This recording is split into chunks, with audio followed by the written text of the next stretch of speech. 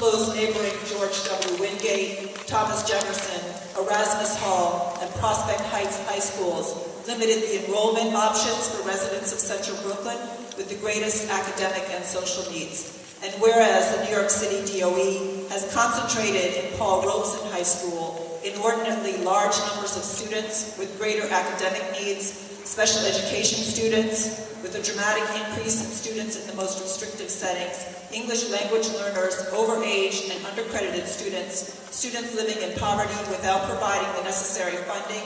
resources, or professional development to effectively educate these students and others with greater needs. And whereas under the depressed morale or proposed closure and starvation of resources, the educators at Paul Robeson High School have demonstrated instructional capacity, and that the percentage of first-year students accumulating 10 credits or more has increased from 58% to 64%,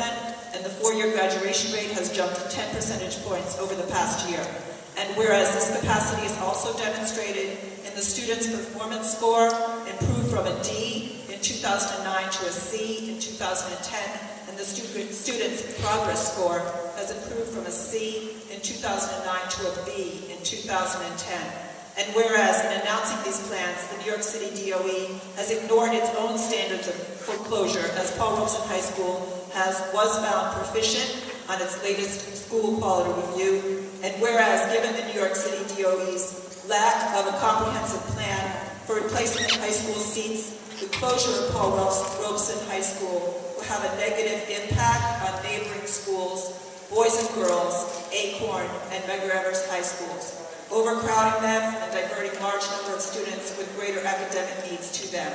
And whereas Paul Robeson High School has a number of successful educational programs, such as the 5-year federal grant for smaller learning communities, the 20-year partnership with Citigroup, Reach Out 56, and 14 other long-term partnerships, it will be eliminated with the school's closing. And whereas the career and technical education programs, including finance, information technology, entrepreneurship, and new media that exist in Paul Robeson High School are not available in many other schools in this borough. And whereas students that are pursuing course sequences in career and technical education are in danger of losing credits they have earned because CTE credits do not transfer from one program to another. And whereas Paul Robeson High School has been designated by the New York State